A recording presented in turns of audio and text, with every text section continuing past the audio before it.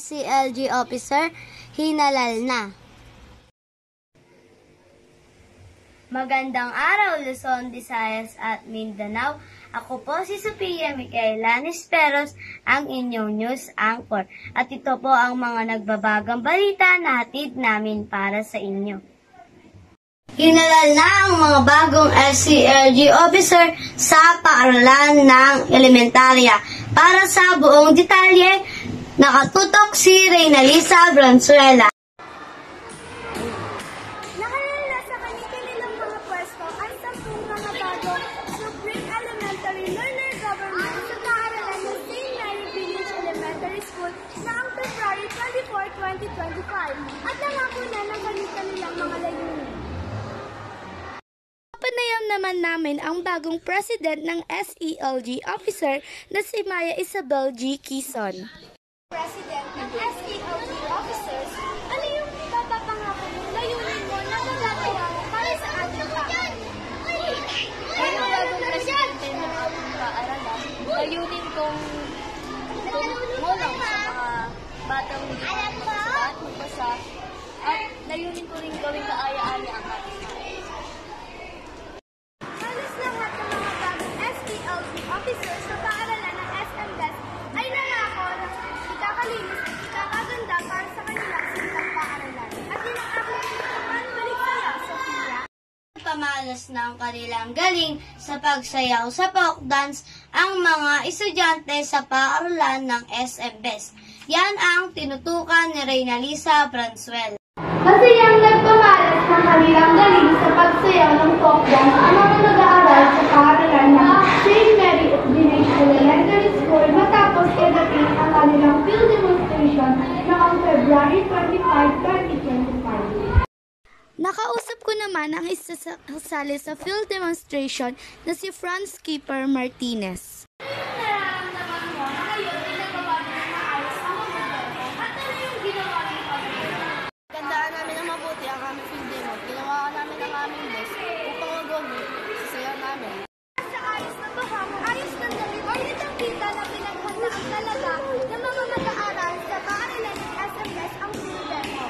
Kaya masaya ang mga guro at mga estudyante na naisagawa nila ang field demo kasama ang kanilang punong guro na si Ginoong Emerito S. Jose. At yun ang aking tinutukan balik sa iyo, Sophia. Hoy, Nadine, ano ba yung ginagawa nyo? Lupa. Alam nyo bang pwede kayo makakuha ng germs dyan sa nilalaro nyong lupa?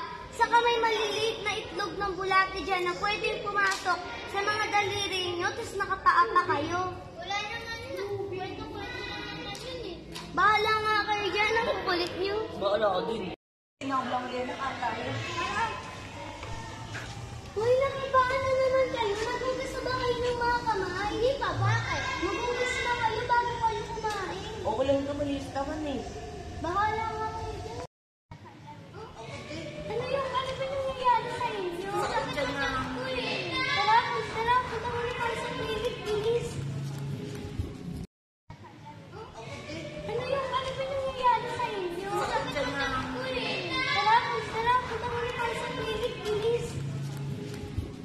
Pasok na tayo. Okay na ba kayo? Oo. Ito lagi nyo susuotin para hindi susunod nyo.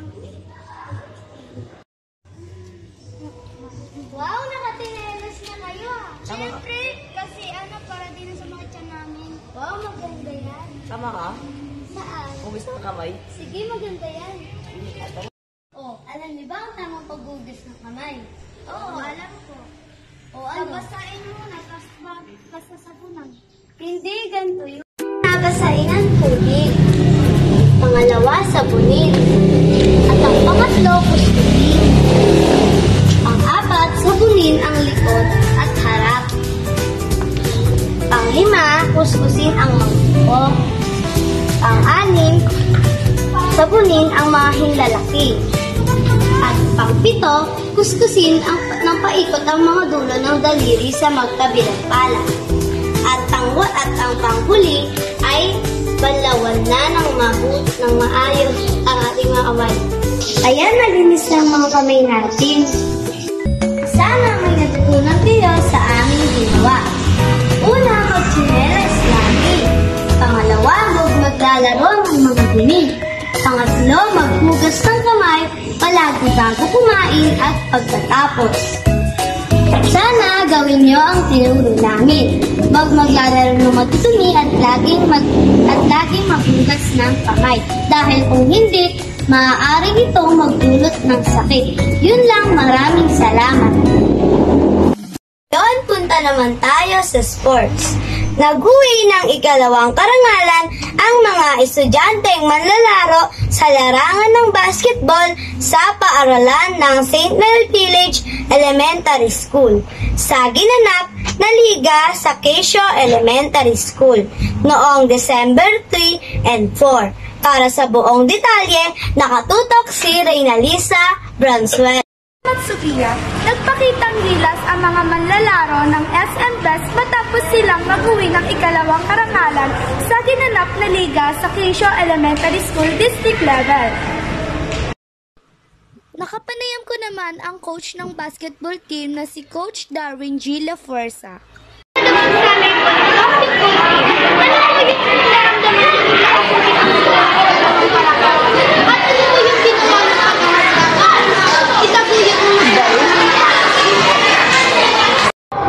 Ang naramdaman ko, unang-una, siyempre, masaya kasi kahit na paano, nagkaroon tayo ng coach.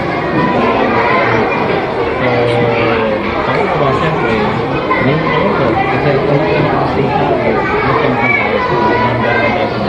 Kaya presente natin yung atmosfera ko sa Ellis Smith.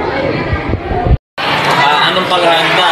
Siyempre, unang-una, tamang pag-i-ensayo ng mga bata. At syempre yung tamang motivation sa kanila para magawa nila kung ano yung mga dapat gawin nila sa game, kung ano yung mga play nila na dapat gawin sa syempre disiplina na rin syempre hindi talaga kailangan itindihan nila yung mga sinasabi ko bilang coach at syempre maging disiplinado sila mga player para kung halimbawa, magawa nila yung mga dapat nilang gawin. Kitang-kita naman talaga na ang husay ng mga estudyante sa paaralan ng SM Best dahil sa mga dinadala ng karangalan nito sa mga nilalabanan. Kaya kahit hindi nakuha ng basketball team ang unang karangalan, nagpapasalamat pa rin sila na nasungkit nila ang ikalawang karangalan. Anya nga ng coach nila na si Coach Darwin, hindi man nila nakuha ang kanilang tinututukan na unang karangalan, at least nakapag-uwi pa rin sila ng karangalan para sa kanilang paaralan. At yan ang aking tinutukan, balik sa iyo, Sophia. Nakatutok kami, Student School News.